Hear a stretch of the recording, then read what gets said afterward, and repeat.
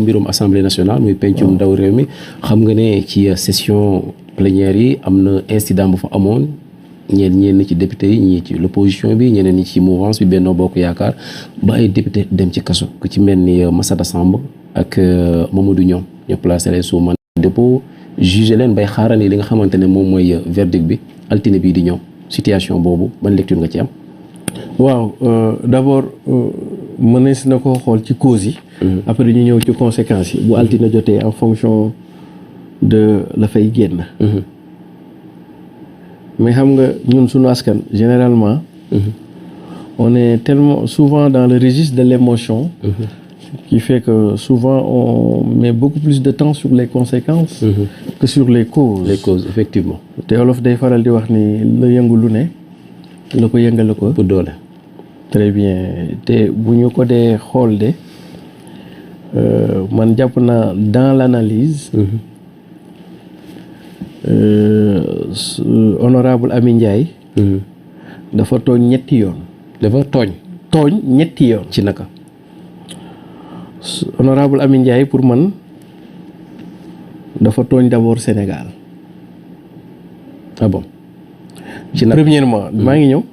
deuxièmement dafa tooñ Serigne Sy. troisièmement dafa tooñ Moustapha c'est-à-dire Serigne Moustapha Sy. nu mu toojee Sénégal xam nga Sénégal ba mi Sénégal ba léegi. loolu mi ngi commencé ci Senghor. dañu nekk ci benn genre ce qu'on pourrait appeler les équilibres fragiles. dañu nekk ci benn double tutelle. au Sénégal. il y a ce qu'on appelle la tutelle temporelle.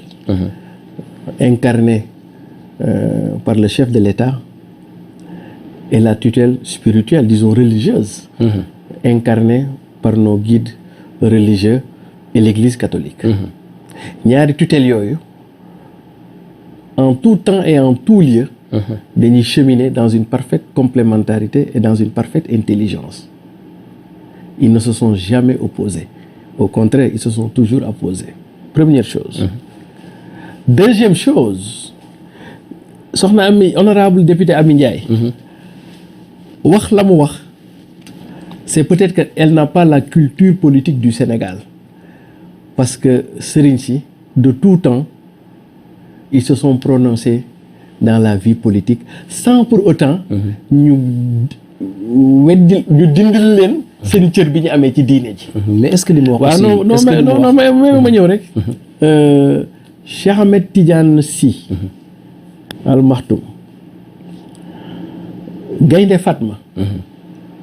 Cheikh Al Ibrahima Niass. ñooñu dañu xawoon dumóoyu Senghor. dañu daan intervenir dans l'espace politique. et quoi qu'il puisse dire de l'espace politique. du woon tax ñu mës leen a attaquer. tontu leen bay xawi orma bi ñu am ñoom ci homme religieux. mais est-ce que ñooñu. waaw non non mais waaw il faut nga déglu ba ñëw après moom la ni mu tooñee sëriñ bi noonu la tooñee Moustapha. boo xoolee de l'autre côté Sëriñ Fallou. mu baax ma Khalifa Ababacar Sy. le khalife des khalifes. Seydou Nour.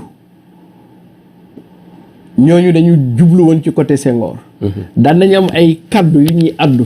ci actualité politique sans pour autant benn sénégalais di leen ko jëlaat di leen ko retourner waat. ndax cër ba ñu leen jox.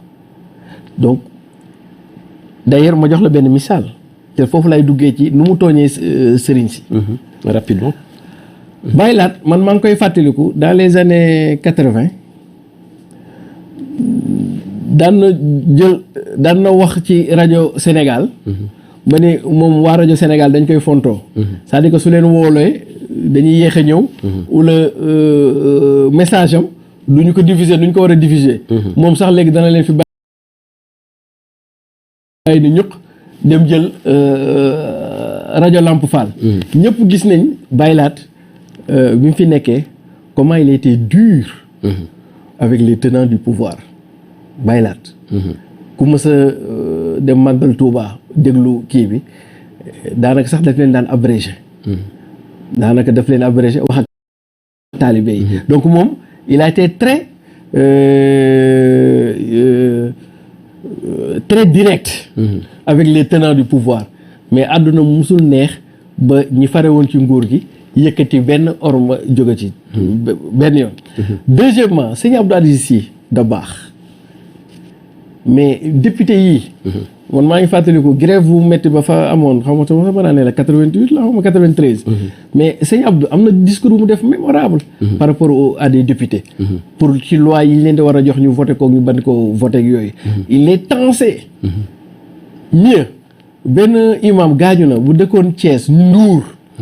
temps yii Idrissa Seck premier ministre la. day julli si Thiès toog imam Ndour. Diomaye Mbambara. tiim leen di wax ci régime bi. ci comme yii rek malversation et cetera. est-ce que te loolu c'est des discours éminemment politiques. waaw non mais ma ñëw rek maa ngi ñëw. yow da nga xaw a yàkkamti mais dinaa ñëw de. c'est que dama la gis waaw léegi te waxuñu ko. léegi lan moo tax mu tooñ Moustapha te mooy sa question bi nga ma laaj. Moustapha Sy ou Serigne Moustapha Sy.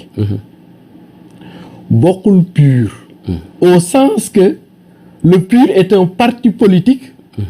avec des structures. Il n'occupe aucune de ces structures. Mais du moins formellement. Du moins formellement. Première chose. Il n'est ni le président du PUR, il n'est ni le secrétaire général du PUR. Mais qui est la personne morale? Non. Kan mooy personne morale parce que mais aussi non Moustapha Sy aussi. Non attends donc soo ne qui est la personne morale. C'est-à-dire que yaa ngi confondre deux espaces. Il est la personne morale dans ce qu'on appelle d'ailleurs Moustarchidine ou Moustarchidat. C'est-à-dire que là il est dans mais qui jeu d'alliance moom lañ doon tudd aussi. Même rek. Il est on l'appelait responsable moral. loolu lañ ko doon tuddee. comprendre. dans l'espace politique dama la bëgg a wax ni officiellement. amul titre. amul fonction waaw non je n'en sais pas man officiel nañu mën a wax parce que officiel. waaw non même expliquer rek. deuxièmement pour kuy seetaan gàmmu Tiwaawan. sëñ Moustapha mosoo ko dégg mu plaidel le PUR. est-ce que yow mës nga dégg. PUR am problème électoral. moom mu àddu ci. mais mu ngi dal ci kaw. non loolu ñoom c'est beneen logique la. beneen poulain Macky Sall am na droit aussi répliquer. non parce que moom su waxee ak Macky Sall. na ko Macky Sall tontu. poulain boobu moom laa lay bëgg a wax ni foofu nañ juumee. comprendre nga. foofu nañ juumee parce que ci ni ma la ko expliquer kilifa diine ya ma loon ba ñu daan wax di jëm ci réew mi. du ay poulain yu kenn ñoo leen di tontu. ba ci imam Ndour bi nekkoon Thiès. bu daan xëy Idrissa Seck toog tabaski. mu koy wax ci affaire de bonne gouvernance bu ñu xëyee waa PDS yi du kenn mooy ñëw di ko tontu c'est-à-dire que foofu laa lay waxee les intelligences qu'il y avait entre beneen fi may daanelee ci fii. rapidement parce que c'est-à-dire que tey jii sëñ Moustapha. su fekkee parce que moi je suis analyste politique man damay jàngale science politique. donc ay affaire lu formel noonu laa koy mën a analyser. la ca biir. Peut-être que lui, il peut avoir des divergences personnelles avec le président Macky Sall. Lan moo tax li nga wax nii du ma ko mën a accepter. Parce que dans le PUR, il n'y a pas que seulement des musulmans. lu ñu Sénégalais yu bëri xamul. Dans le PUR, il y a des chrétiens. ma jox la révélation boobu. nit ñu bëri dañ jàpp ni PUR affaire daayira la non même su fekkee fondamentalement ñi ci ëpp ci Moustarchidine nañu bokk. mais il y a pas que des Tidjanes. Moi, je connais des mourides qui sont purs. Je connais des chrétiens qui sont purs. C'est-à-dire que PUR, c'est un parti politique. C'est un parti politique qui fonctionne comme les autres partis politiques. Seigneur Moustapha, c'est une autre réalité. C'est un guide religieux. C'est un responsable moral de benn branche Tidjane yi ñu tudde leen Moustarchidine. kon donc pour man Amy Ndiaye dafa ko tooñ parce que moom man bokk. musuma ko dégg mu toog plaider PUR. ba ci problème yi ñuy am nii est-ce que mos ngeen koo dégg mu wax. ni sunu parti beeg yooyu. c'est-à-dire que dans l'espace public. dans l'espace médiatique.